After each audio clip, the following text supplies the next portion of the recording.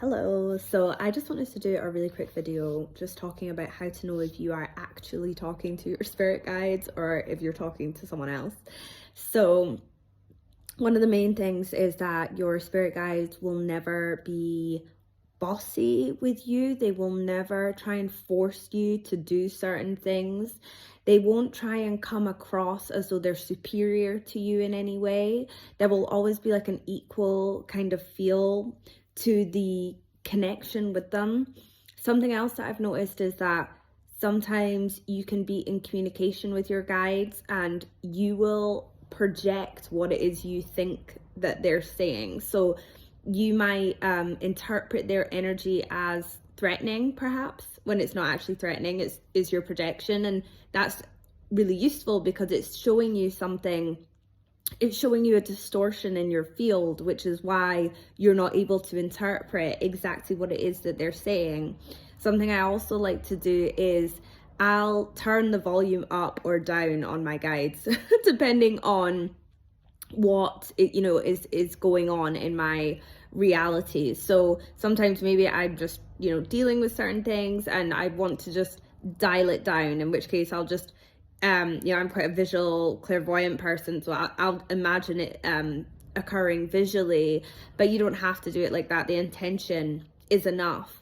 Sometimes, say I've got a lot going on within my mind and I can't hear the message. That I know a message is trying to come through, but I can't decipher it. Then I'll just take a moment, I'll take a really deep breath, and I'll turn the volume up. And it's amazing how quickly, when you're really intentional about it, when you're really still about it, that the message will come through and it will be really loud and clear. Another thing that often happens when you're not actually communicating with your own guides is that they will shapeshift or they will morph. Very rarely, in fact, I've never seen it happen, do guides actually shapeshift. If you're perceiving them clairvoyantly, they won't morph. That's usually a sign that you're dealing with a being that might be more of a trickster. It's like they won't hold the same frequency. They won't hold the actual, the shape of who they are. They'll morph into something else. Another thing is that, as I'd mentioned, they will try and build an almost parent-child relationship with you where they are acting as though they are superior. And this will often start off very light. It won't be straight away asking you to do certain things which are out with the realms of your comfortability. They'll build up a level of trust. They'll build up just like abusive people do in this realm.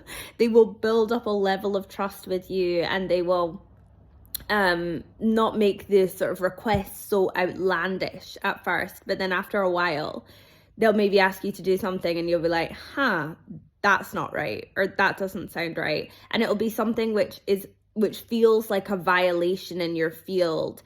That feels like they're getting to plug into you or feed off of you in some kind of way. Something that just doesn't seem right.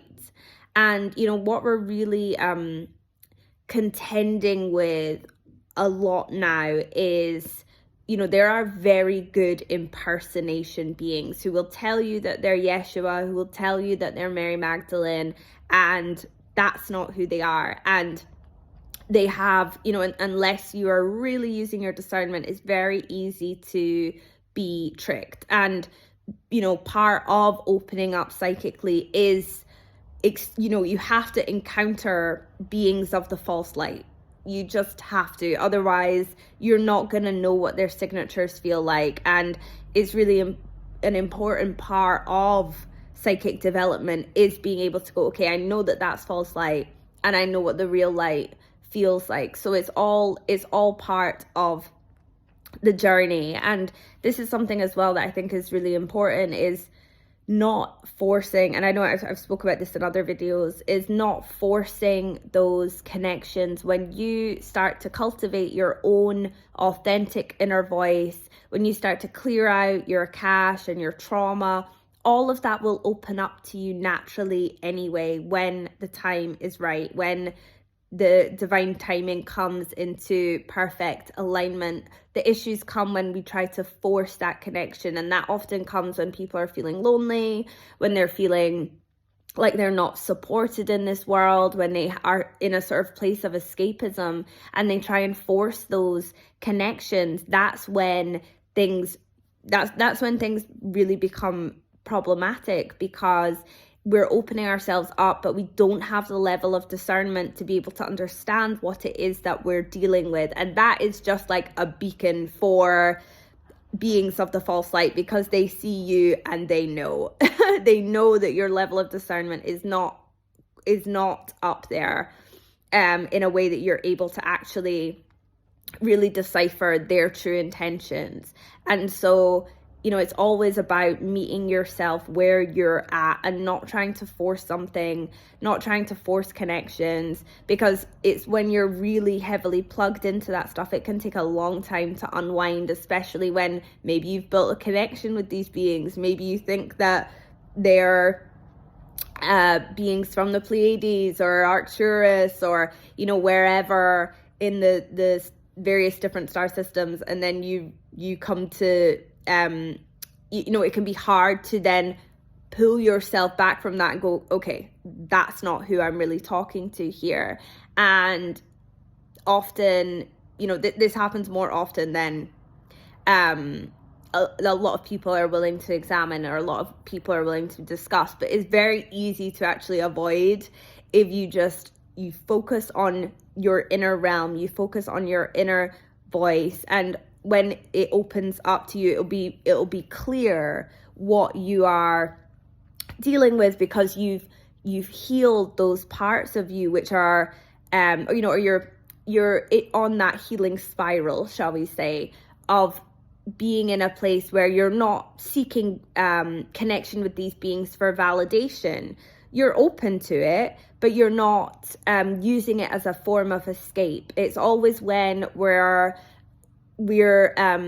aligning ourselves, however consciously or unconsciously, with that Luciferic impulse, which is all about escapism, you know. And that's when you tend to encounter these beings which will feed you just they'll feed you elements of truth, things which genuinely are true, but they will also feed you absolute waffle. You know, they'll feed you stuff that is just completely so out with the realms of like this reality that it is Luciferic, because it's so not of this time, it's not relevant, and it doesn't have substance. And that's why it's so important that we recognize our own resonance with truth, because then you can feel substance. You know when someone's talking, if they're saying something which actually has substance behind it. It's not just words, you know, it's not just filler, it's actual substance. And that's what these beings will give you, is like elements of truth, but it will mostly be filler, and it won't be useful, and it won't actually be beneficial. So those are some of the ways that you can really, you know, tune in to whether the beings you're connecting with are actually your guides or not.